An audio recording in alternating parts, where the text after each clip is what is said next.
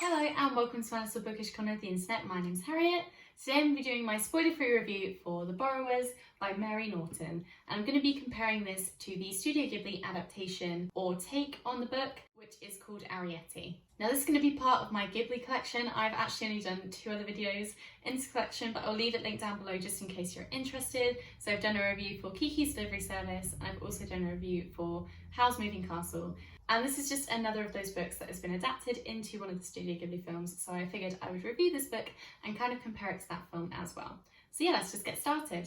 If you didn't know the story of The Borrowers, we are following a family and they are all really tiny and they're living within this house where they borrow things. Now borrowing is when you are taking something that perhaps wouldn't be missed by the big people or regular humans like me and you, and it's something that these smaller people can use. So things like a little hairpin, they might be able to use it to make furniture or to make weaponry, to try and catch food, things like that. So already you can tell this is a very cool and very cute concept. This is a children's book as well. I would say that Arrietty is a children's film for sure, but obviously people of any age can watch it and read this book. But yeah, anyway, the family that we're following, so you've got Pod and Homily, who are the parents, and then you've got the daughter Arrietty. And Arrietty is about to come of the age where she needs to start learning how to borrow, so she ends up going out with her father Pod and learning how to borrow, but things start to kind of unravel from there. I won't say anything more about the plot, I don't want to ruin it for anyone,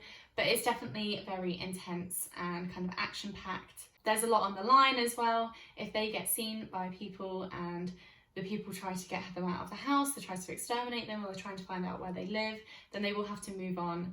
And it's really hard to find a place where these tiny people can find enough food to eat, or they can find warmth and they can be safe and things like that. So it's super important that they keep themselves nice and safe and away from human eyes. So yeah, that's the story behind The Borrowers.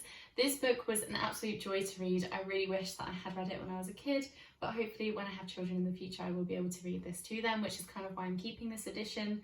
I don't keep a lot of the books that I have read anymore, so it's a rarity that I do keep hold of the book after I read it. But I just thought it was really sweet, definitely touched in on that childhood innocence, what children think is wrong and right. That goes for human beings and for the borrowers as well, who are the little people. It touches a lot on trust and honesty with your family and with your friends and things like friendship. So there's a lot of really good strong morals in this, teaching you right from wrong without feeling like it's super preachy, and it's also got a very fun concept. So yeah, I really enjoyed this. I thought it was a beautiful book and I would recommend reading it if you're interested in the concept. However, I would really recommend watching the film Arrietty. Now the first time I saw this, I was maybe about 15, 16 years old, and I had just kind of got into Studio Ghibli, so I'd watched the classic ones that everyone watches. I had watched Laputa, Castle in the Sky, I had watched Spirited Away because of course I had, and then I purchased Arrietty, which I think was relatively new out, and it didn't kind of follow the method and the storyline that I was used to from watching those Studio Ghibli films that I'd watched before. So I wasn't sure on it when I was younger, but I have watched it a couple times since, and I think it is a truly beautiful film. I definitely would recommend giving it a go. Whether or not you have read The Borrowers, I do think that it is different enough that you're going to get a separate experience from it.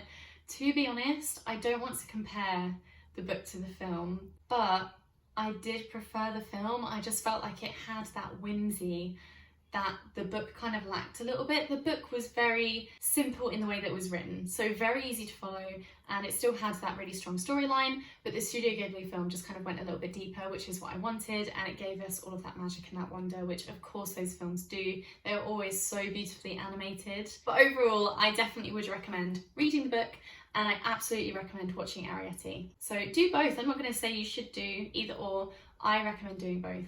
There's no way that I can really compare the two, even though it has a similar storyline and it follows the same characters.